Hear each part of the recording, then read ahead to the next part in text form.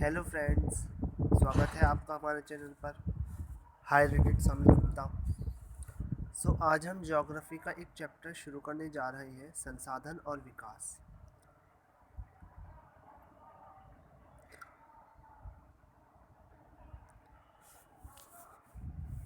हमारे पूरे एक वीक में 4 क्लासेस चलेंगी। मंडे मंडे हिस्ट्री की चलेगी, देन ट्यूसडे ज्योग्राफी की और वेडनेसडे पॉलिटी की, देन थर्सडे इकोनॉमी की, फ्राइडे इंग्लिश की और सैटरडे में रिवीजन ऑफ दिस क्लासेस। शुरू करते हैं। फर्स्ट चैप्टर, संसाधन और विकास। क्या आप उन वस्तुओं का नाम बता सकते हैं जो गांवों और शहरों में हमारे जीवन को आराम पहुंचाते हैं? ऐसी वस्तुओं की एक सूची तैयार करें और इनको बनाने में प्रयोग होने वाला पदार्थ का नाम बताइए। सबसे पहले, संसाधन क्या होता है? संसाधन हर वो चीज़ होती है जो जो लाइफ ने हमें प्रदान करी है, जिससे हम अपनी लाइफ सूटेबल तरीके से जी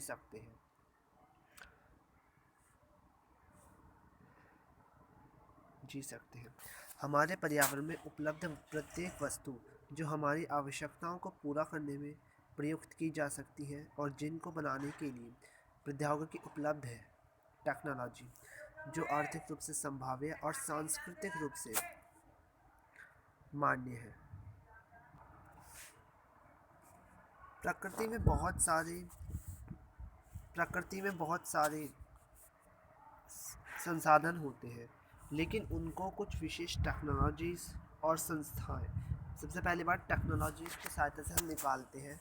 ऐसा नहीं कि हम हाथ से उसको निकाल लें। उस जो भी खनिज है या ओर्स है, मिनरल्स हैं, उसको हाथों से निकाल लें। उसको एक्सट्रैक्ट करने के लिए, निकालने के लिए एक विशेष टेक्नोलॉजी या प्रौद्योगिकी की आवश्यकता है। और फिर उस प्रौद्योगिकी, जब मानव को प्रौद्योगिकी मिल जाती है उसकी, तो बहुत सारे इंस्टीट्यूशन सर्च करती हैं उसका, तब जाकर पता चलता है कि ये एक संसाधन है और इसको हम यूज़ कर सकते हैं।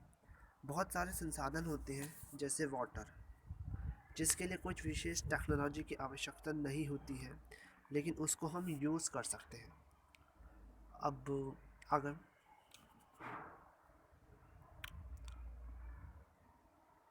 जैसे संसाधन प्राकृतिक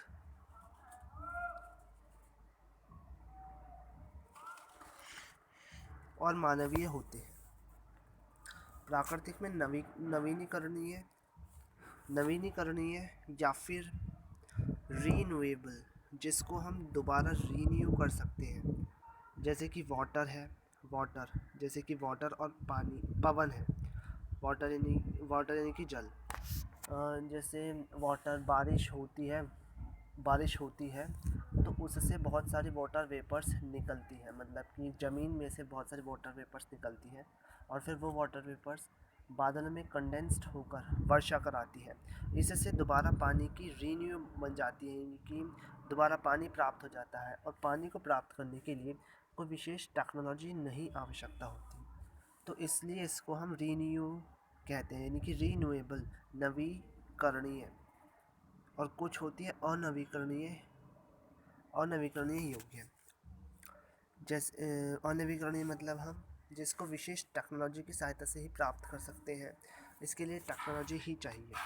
जैसे कि धातु पुनः चक्रीय धातु में बहुत सारी टेक्नोलॉजीज़ यूज़ होती हैं, बहुत सारी भट्टियाँ यूज़ होती हैं, जिससे हम धातुओं को प्राप्त कर सकते हैं, तो इसलिए उसके लिए विशेष टेक्नोलॉजी की आवश्यकता है। ऐसे ही जीवाश्म ईंधन ईंधन यानी कि पेट्रोल। तो जीवाश्म ईंधन, बहुत सारी टेक्नोलॉजी। अब ये पूरा इंडिया है, इंडिया में या ऑफशोर पर, यानी कि आंध्र प्रदेश की साइड, आंध्र प्रदेश की से बाहर, यानी कि बे ऑफ बंगाल, अरेबियन सी के पास पेट्रोलियम प्राप्त होता है। पेट्रोलियम से जीवाश्म ईंधन प्राप्त होता है। तो इसलिए हमको जीवाश्म ईंधन प्राप्त करने के लिए, यानी कि वाटर में से निकालने के लिए, पेट्रोल को भी बहुत सारी टेक्नोलॉजीज़ चाहिए और फिर इंस्टीट्यूशंस चाहिए। जैसे मैंने यहाँ बताया था कि भौतिक संसाधन को हम यूज़ कर सकते हैं, बहुत सारी टेक्नोलॉजीज़ चाहिए उसके लिए, और फिर वो टेक्नोलॉजीज़ को चेक करेंगी संस्थाएं, तो इसलिए उनके लिए संस्थाओं का भी होना आवश्यक है।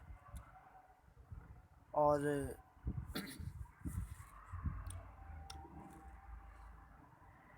क्या वे अन्य बहुत से लोगों की तरह संसाधन को प्राकृतिक उपहार समझते हैं? ऐसा नहीं है। संसाधन मानवीय क्रियाओं का परिणाम है। मानव स्वयं संसाधन का महत्वपूर्ण हिस्सा है। वे पर्यावरण में पाए जाने वाले पदार्थ को संसाधन में परिवर्तित करके उन्हें प्रयोग करते हैं। अब संसाधनों का वर्गीकरण है, जैसे उत्पत्ति के आधार पर है, जैव और अजैव। जैव में आते हैं हम ह्यूमंस, प्लांट्स, मतलब जिसमें जीवन होता है, जो चल फिर सकते हैं, जिसमें जीवन होता है, जो सांस ले सकते हैं, मतलब वो होती हैं जैव जो जिनमें जीवन होता है। अजैव जिनमें जीवन नहीं होता, जैसे सनलाइट है, वन है, वर्षा है, ताप है, टेम्परेचर है, ये सब अजैव है। अब आते हैं समाप्यता के आधार पर, यानी कि समाप्यता यानी कि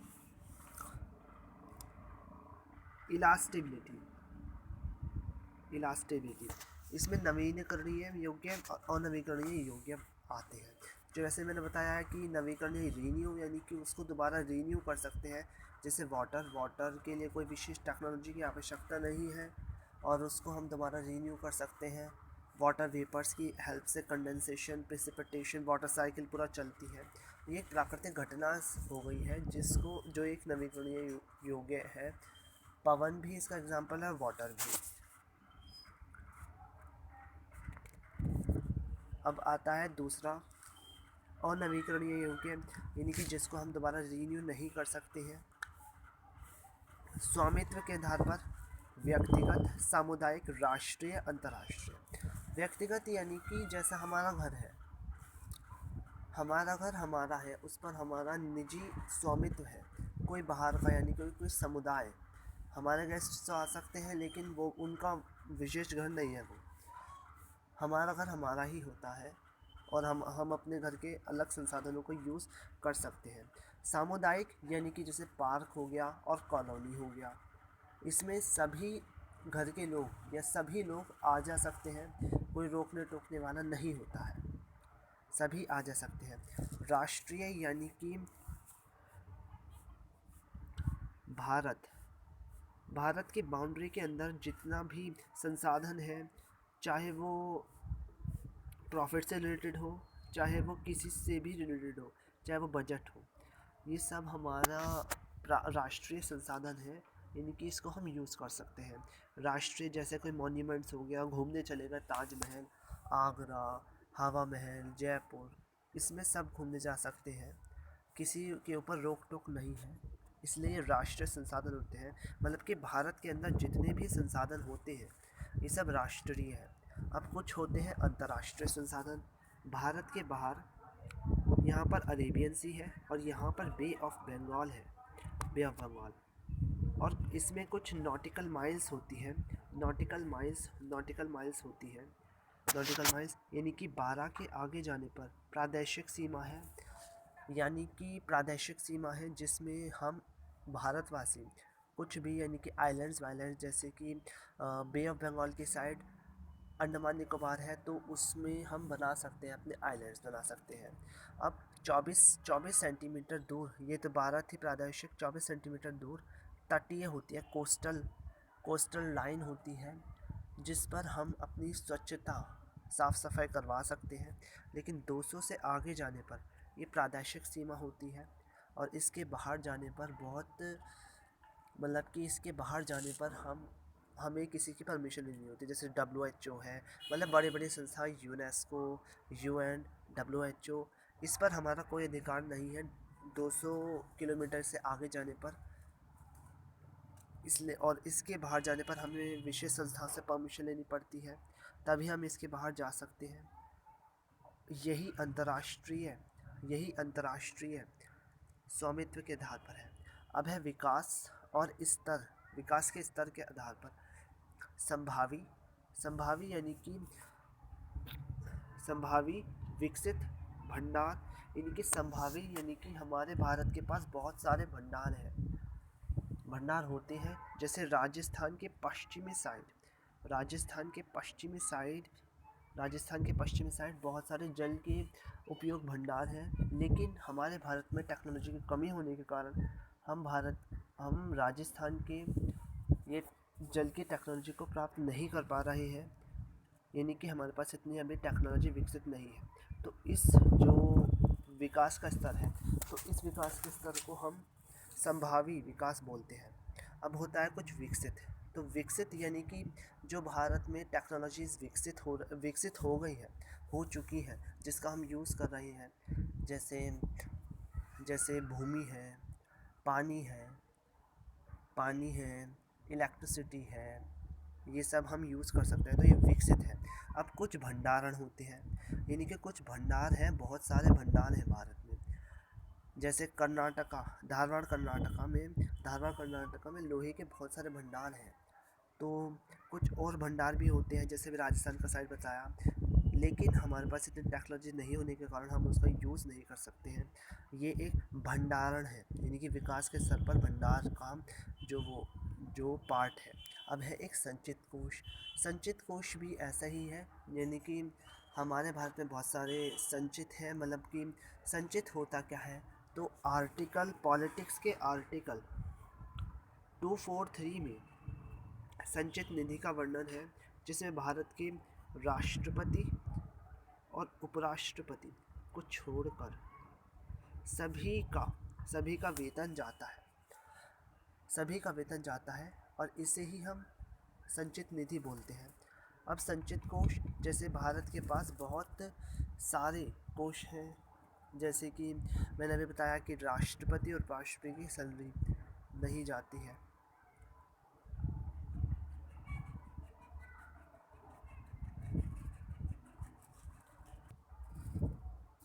और जिसकी भी सैलरी होती है, यानी कि बड़े बड़े पॉलिटिशियंस, प्रधानमंत्री की, तो उसकी सैलरी को हम यूज़ नहीं कर सकते हैं, यानी कि पब्लिक यूज़ नहीं कर सकती, केवल पीएम ही यूज़ करेंगे। और पीएम अलग अलग पब्लिक में, अगर उनकी इच्छा है, अगर वो चाहते हैं, तो पब्लिक में डिस्ट्रीब्यूट कर सकते हैं, लेकिन हमारा उस पर कोई अधिकार नहीं है कि हम उनकी सैलरी को ले लें। तो ये कुछ ऐसे भंडार होते हैं जिन पर किसी का निजी स्वामित्व होता है, तो उसे ही संचित कोष कहा जाता है। तो आशा है आपको ये लेक्चर अच्छा लगा हो, पसंद आया हो। तो हम कल आगे का पार्ट शुरू करेंगे, इनके संसाधनों का प्रकार। इतने आप ये क्वेश्चन सर्च कर देना कि ऐसे वस्तुओं की सूची तैयार करें और इसे बनाने में प्रयोग होने वाले पदार्थ का नाम बताएं। वैसे तो मैं कल बता ही दूंगा, लेकिन आप ट्राई करना। और सेकेंड बात कि जब मैंने कल हिस्ट्री पढ़ाई थी, तो उसमें अकबर का टाइम गलत हो गया था। उसका जो टाइम है 1556 से 1600 तक है। और जो ये विलियम हॉकिंस आया था, तो ये 1609 में आया था, ये अकबर से मिलने आया था, लेकिन उसका कार्यकाल 1600 तक था। तब जब ये आया था विलियम हॉकिंस 1609 में, तो उस अकबर की डेथ हो गई थी, तो वो जहांगीर से ही मिल पाया। तो कल की वीडियो के लिए सॉरी। और अगर आपको क्वेश्चन पूछने हो तो पूछ लीजिए, इन्हीं कमेंट्स में डाल देना, मैं आंसर दे दूँगा। थैंक यू, और like, subscribe, share this video. Okay, thank you.